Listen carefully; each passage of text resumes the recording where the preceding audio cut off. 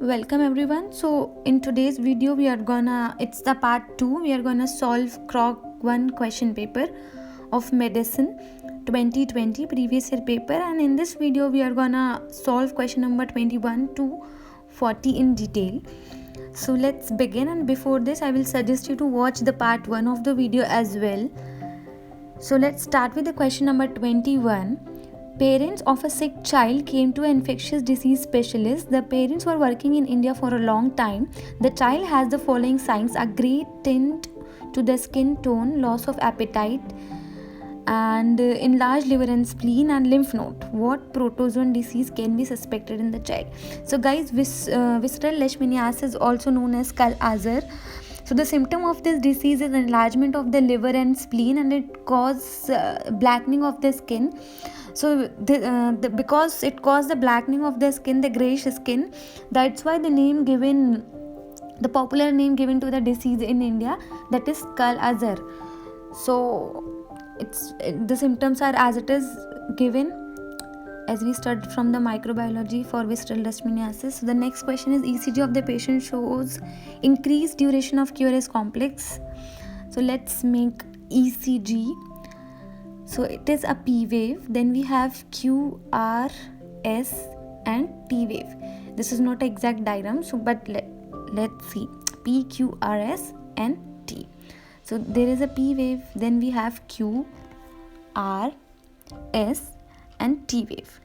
So the P wave is always represents the depolarization of atria. So the P wave is for the depolarization of the atria in response to the SA node triggering. So when the SA node triggers, it generates P wave which depolarizes atrias. Then we have QRS complex. This QRS complex is for the depolarization of ventricles, and it triggers main pumping contraction of the ventricle. And then we have is a T wave which is for the repolarization. Okay, so now what we have to see in the question, it is given that there is an increased duration of the QRS complex. So if the QRS complex is increased, there is increase in a ventricular excitation, ventricular contraction will be increased. So QRS complex is for the depolarization of the ventricle. They have asked questions about T wave lots of the time, so always remember about the T wave for repolarization. So the increased period of the ventricular excitation will be the correct answer. If QRS complex will be increased, the excitation of the ventricles will be increased. So the next question is blood test show the following: sodium is 115 millimole per liter, chloride is 85 millimole per liter, glucose 6 millimole per liter, and protein is 65 grams per liter. The first sequence of changes will be decrease in. So here they have given protein which is normally is 60 to 70, and the normal protein is 60 to 70. Then so there will be no change in oncotic blood pressure because it is because of the protein. There will be no change in a circulatory blood volume as well. Then there is no disease given in the question, therefore the ESR and blood pH will have no change, and the glucose is normal as well. It should be less than 7 millimole per liter. So it's normal in the question. Glucose should be 7 millimole per liter. So the glucose is normal. But if we see the sodium, which should be like 135 to 40, it is normal. And in case of chloride it's approximately 100. The normal chloride will be 100. So because of the decreased sodium and chlorine, the osmotic blood pressure will change, because the osmotic blood pressure is because of the ions, and oncotic blood pressure is because of the protein. So the next question goes like: a patient complained of frequent and excessive urination and thirst. Urine analysis revealed the following: 24 hours diuresis 19 liters.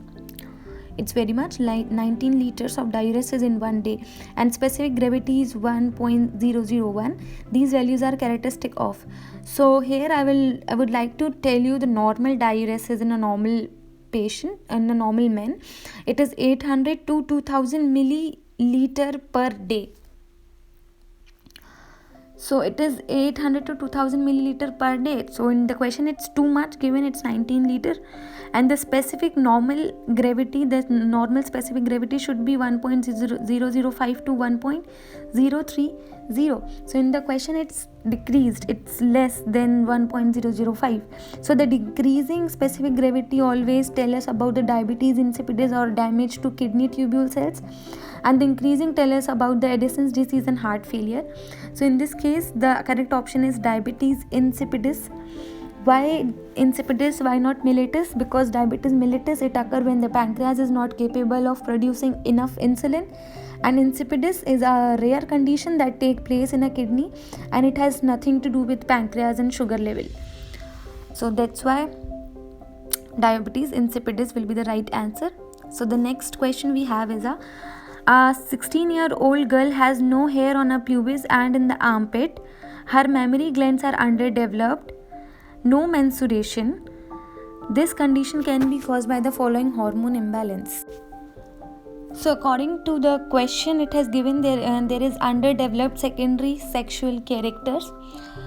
So the secondary sexual characters are not developed in a girl, and it is the secondary sexual character are because of the hormone estrogen, and estrogen is a reproductive organ and which is a reproductive hormone which is produced by ovaries. It is an ovarian hormone. So let's see the options. Ovarian failure. So if there is no secondary sexual characters and no menstruation, it is because of the estrogen, which is a ovarian hormone. So ovarian failure. So the next question we have is, a patient has an allergic response with itching, edema and skin redness. In the tissue there is an increased concentration of a certain biogenic amine. Name this biogenic amine. So guys, always remember, it is always histamine which plays a central role in pathogenesis of several allergic diseases. It is always histamine. So the elevation of histamine in plasma tissue is noted during the anaphylaxis and allergies. So it is always histamine in case of allergy. So the next question is, it is known that hepatitis D virus belong to defective virus and can reproduce in the host cell only in the presence of another hepatitis virus. So always remember D and B. This is a couple, D and B, and D is so much in love with B, so D cannot live without B, so it will not reproduce. If B in the absence of B, D cannot reproduce, and B is a cheater, he can live alone but D cannot. So D always require B for the reproduction. D always lives with B. Always remember. So the next question we have is, genealogical analysis of a child with myotonic dystrophy determined that this disease manifests in every generation and is in equal measure present in relatives of both gender. Remember, both gender, every generation. The risk of inheriting this disease is equal to no matter which parent is affected. If one of the parent is heterozygous for this disease and the other parent is healthy, the risk for them giving birth of a sick child is 50%. So even when there is a heterozygous case, the risk of a sick child is 50%. So let's talk about the Weiling disease.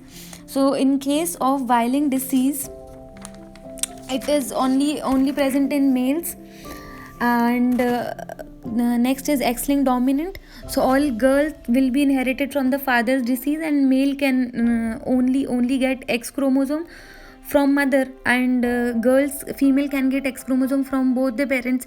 As a result, female tend to show more in X-linked dominant, but in case of autosomal dominant, it is equally present in both male and female in both the genders. And the most important thing is, it is in every generation. So always remember, if it is given equally present in both the genders, so that means it is autosomal disease. But if it is present in every generation, it is dominant one. If it will not be present in every generation, and so we can say it is recessive. But if it's in every generation, it's dominant. So the next question we have is, a certain vitamin is a component of glutamic acid decarboxylase as a coenzyme, take part in the formation of gamma aminobutyric acid GABA, and its deficiency manifests as convulsions.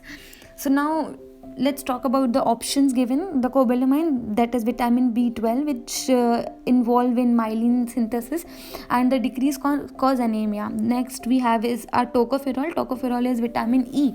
It is a radioprotective action, and vitamin E is also helpful in caring of the pregnancy. Next we have is ascorbic acid, vitamin C, which is necessary for the hydroxylation of proline and lysine, and the decrease cause scurvy. Next we have is vitamin B9, folic acid, and the decrease is also cause anemia. But in case of pyridoxine is a function, is also have a function in a synthesis of neurotransmitters like serotonin, epinephrine, and non-epinephrine, and GABA as well. So vitamin B6, and it is important because the coenzyme is an intermediary mediation of amino acids and complex of glycolipids. So the decrease in vitamin B6 cause neuropathies and neurological symptoms like depression and convulsions, etc. So remember, vitamin B6 for the neurotransmitter synthesis, it is necessary. So the next question is, histological specimens show parenchyma of an organ that consists of a lymphoid tissue that form lymph nodules. The nodules are located diffusely and have a central artery. Remember, central artery. What anatomical structure has such morphological characteristic? So central artery is present in spleen. Central artery present in spleen, remember. And where we have seen central vein? Central vein we have seen in liver. Yeah, in hepatic lobules we have seen central vein. So if it's given central vein, go for liver, but it's central artery, go for spleen. So here I will tell you. So spleen is a lymphatic organ, and the trabecular arteries, it's a name of a branches of the splenic artery. So the splenic artery gives the branches known as tubercular arteries, where it branches, and tubercular arteries will go into this in the spleen. It branches, and when the arteries reaches to the white pulp, it become covered with the periarterial lymphoid sheet, and here the name changes to the central artery. So inside the spleen, when it get covered with the periarterial lymphoid sheet, the name changes to the central artery. So the central artery is present in spleen. Always remember, this is the keywords in CROC. Central artery we have in spleen, central veins we have in liver. I showed you the diagram here also in the case of liver. Also I have showed you the diagram of hepatic lobule. If you haven't watched it yet, I will go to the I button and check it out. So the next question is, a medical student was hospitalized into the infectious disease unit on a second day after the disease onset. The patient is suspected to have infectious mononucleosis. What result of laboratory analysis can confirm this diagnosis immediately? So first I would like to tell you what is infectious mononucleosis. Infectious mononucleosis is also known as glandular fever, and and it is because it is caused by the Epstein-Barr virus. So the option is Epstein-Barr virus we have in option C, and IgM. Why? Because IgM always represents the current infection. If there is a current infection, there will be we can find IgM.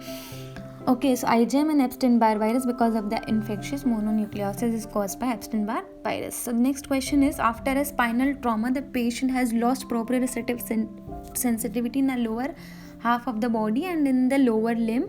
What sensory conduction pathway was likely damaged, leading to the loss of the sensitivity? So it is a very direct question. If you have studied anatomy in the first year, it is very direct question. And for now, just remember, we have fasciculus gracilis, that is gall column. We have for the lower limb, always the fasciculus gracilis we have for lower limb, for the lower body, actually for the lower body, and we have fasciculus cuneatus for the upper body. Okay, so if they have asked about the upper body, we will go for fasciculus cuneatus, and if in the question they asked about the lower limb, they talked about the lower half of the body. So then we will go for the fasciculus gracilis. The next question we have is, the patient present with the acute attack of cholelithiasis, laboratory examination of the patient feces will show the following in this case. So what is cholelithiasis? First I will tell you that cholelithiasis is a stone in a gallbladder, stone in a biliary tract, and stercobilin is one of the end product of the heme catabolism. So cholelithiasis is a stone in bile duct or in gallbladder, and in heme catabolism the end product we have is stercobilin. So let's check out the heme catabolism here. So what happened after completing the 120 days life cycle? The RBC, after completing the 120 days life cycle in a spleen, what it will do, it will give the hemoglobin will break down into heme and globin. The hemoglobin will give heme and globin. The globin will be reutilized, but the heme will be converted into biliverdin, and this biliverdin then converted into bilirubin in spleen, liver and bone marrow also. So it will convert it into bilirubin, and now it will transport it to the liver. The bilirubin will be transported to the liver, where it will the bilirubin in the liver, it's gonna bind with the albumin. Why? Because bilirubin is not water soluble. Okay, so for this it's gonna bind with the albumin for the transportation, and where here the bilirubin will transport to bilirubin monoglucuronide, and this bilirubin monoglucuronide will convert it to bilirubin diglucuronide. Now through the bile, this conjugated bilirubin reaches to the intestine. Okay, so from the spleen to the liver, from the liver it will go to the intestine. So here what will happen, the free bilirubin, here the bilirubin gets free from these conjugations, and in the intestine this free bilirubin will be converted into tetrapyrrole urobilinogen, that is UBG, and which is then reduced to stercobilinogen. Yeah, after UBG it is reduced to stercobilinogen, but here it is colorless. So after the environmental oxidization, it will get oxidized and will convert it into stercobilin, and stercobilin is responsible for the brown color of the feces. So what is happening here, if there is any obstruction in a bile duct, so what will happen if there is any, in the question it is given cholelithiasis, that is obstruction in a bile duct. So no bilirubin reaches to the small intestine, so there is a no formation of stercobilinogen. If bilirubin will not reach to the intestine, the stercobilinogen will not formed, and the stercobilin we will not found in feces. So always in case of cholelithiasis there is negative reaction to stercobilin, no stercobilin in feces, and also there is a light color feces. So if in the question you are seeing cholelithiasis or light color feces, always search for the stercobilin option, negative reaction to stercobilin. So the next question we have is, autopsy of a body of a 72-year-old woman who was suffering from rheumatoid arthritis and died of uremia revealed enlarged pale grey kidney with glossy laridaceous surface on section. Based on a macroscopic changes, the pathologist suggests. Guys, from the glossy surface it is directly amyloidosis. Let's see the options. From the glossy surface, yeah, it's in the case of amyloidosis we have glossy surface. So the first option we have is wrinkled kidney. It is a vascular haline atherosclerosis in afferent arterioles. So here the surface of the kidney is grainy and irregular, and the next option is also similar to the primary wrinkled kidney as well. And chronic pyelonephritis, there is no inflammation, and in case of amyloidosis we always see the glossy surface. So whenever you are in the question it's written glossy or glassy surface, go for amyloidosis. So the next question we have is, Diarrhea, especially after eating fatty food and loss of weight. Laboratory testing detected steroia and hypocolic feces. What is the likely to be the cause of this condition? So I will tell you what is steroia. Steroia is a fat in a stool. Okay, and hypocolic feces is a low bile secretion or absence. Absence is actually acolic. In hypocolic we can see there is a low, we can say that there is a low bile secretion. So for fat digestion and absorption, we always it always occur with the help of bile salts. So there must be some obstruction in a bile duct. So whenever you see steroia, along with just go for the obstruction in a bile duct. Okay, so the next question is, a person developed increased pulmonary ventilation due to the physical exertion. That indicates what indicator of external respiration will be significantly increased compared to the resting state.